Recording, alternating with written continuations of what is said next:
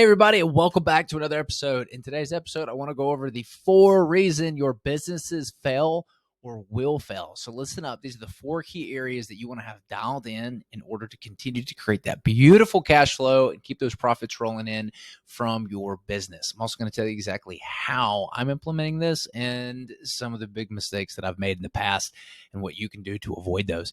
Before we get started and jump in, if you get value from these episodes, do us a favor, leave us some reviews, throw us some love. If you are interested in learning more about receiving passive income straight to your bank account from real estate investments, head on over to our website, hbgcapital.net. That's hbgcapital.net. There you've got a ton of free educational content at your fingertips. We've got a book, 100 questions busy business owners should be asking before investing. Grab that, help you avoid a bad investment, and hang on to your hard-earned capital. All right, so today I want to go over the 4 key areas that are the reason businesses fail. Area number 1 is people.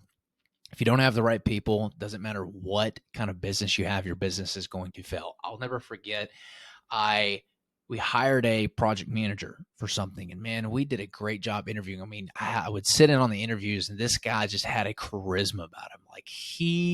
I loved him. Like, everybody loved him. He was funny. He was charismatic. We flew him in town. He interviewed with us. We did like a ride along for the day. Really seemed like he knew his stuff and what he was doing. And so we hired him. We paid, got him up here, paid for his moving expenses, got him all settled in. Man, we were super excited. And like the first 3 weeks, it became pretty clear he really didn't know what he was doing, and it was not going to work out. He was paying contractors whatever they wanted. He was basically just completely ignoring the budget.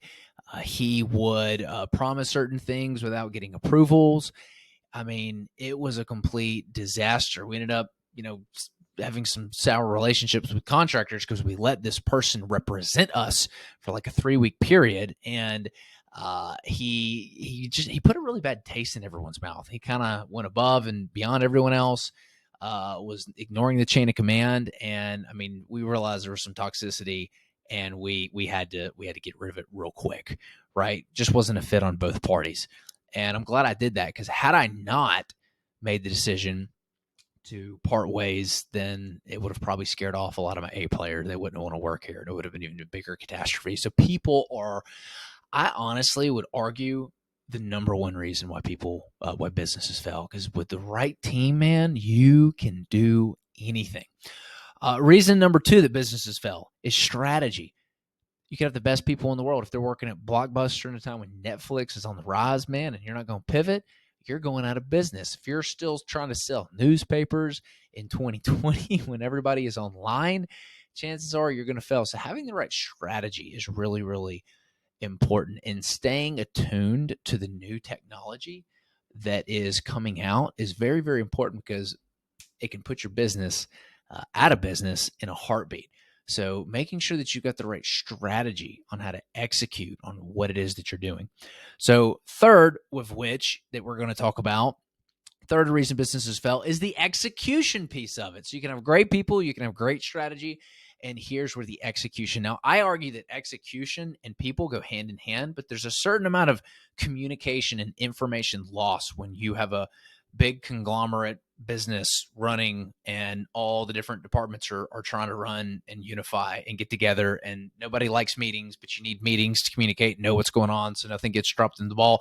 This is where execution becomes very, very important. And this is, I can tell you, we've made some wrong hires where honestly, it took too long to build some of the houses that we're building. I'm like, holy crap, like our execution was really, really bad. Right? Like we should have been up and out of these houses in 10 months. And it's been as long as like 16, 17 months on some of these houses. Absolutely unacceptable, because our execution was bad on it. We did not have some of the right people in the right places, the right accountability. There's probably some people I should have let go a lot sooner that I didn't. Again, going back to that people thing, right people, right seat. So right person, right seat. Right person means they got the right core values of the company. Right seat means they're in the right seat. I've had the right people in an organization, but I've also had them in the wrong seat, and I've paid dearly for it. So we did a pretty poor job of executing. Usually in executing, to execute, you need a clear start and finish. What does success look like? How do you know when you have made it and hit success? Big part of execution. What are the steps? How can you reverse engineer this process, this journey towards execution to make sure that you're hitting each hurdle and you're hitting it on time? And if you're not, a game plan for what it is you're going to do about it. Can you at least identify? One of the tools that we use Buildertrend. And what I like about Buildertrend is you can set clear start and end dates for specific tasks. Well, if you overlap that with your schedule, you can see what your scheduled start time was and what your scheduled finish time was, and what your actual start time was and what your actual finish time was. And that'll actually tell you where you're lagging in your project, where things are not going right. And that's the data that you really need to be able to execute the next time. So bad execution just means, are you at least learning from it? Are you at least identifying where the gaps and inefficiencies are that are going to allow you to better execute next time? So execution, third reason why businesses fail. And finally, 4 is cash.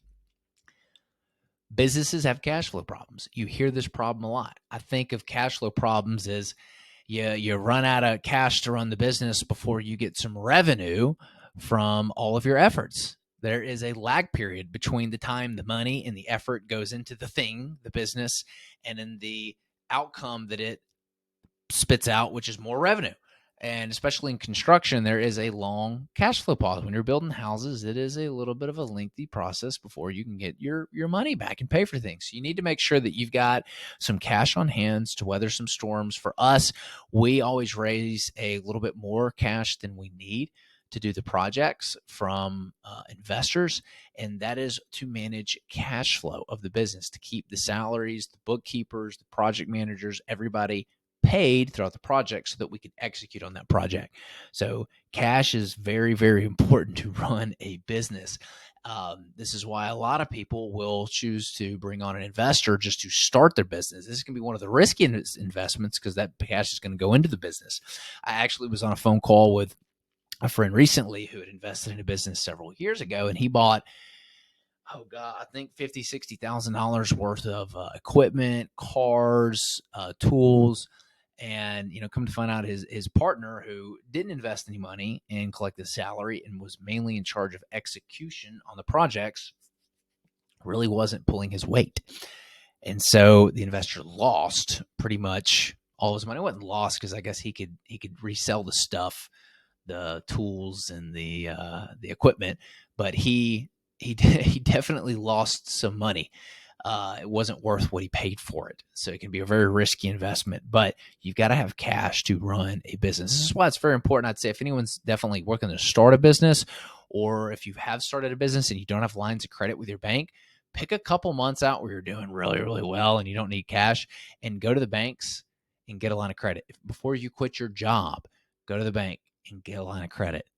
You can do that. Your HELOC, something that you can access, because I guarantee you're going to need it when things go awry, and things will go awry. It's just a matter of time. So those are the 4 things businesses fail because of: people, strategy, execution, and cash. This is Brandon signing off. We'll see y'all next time.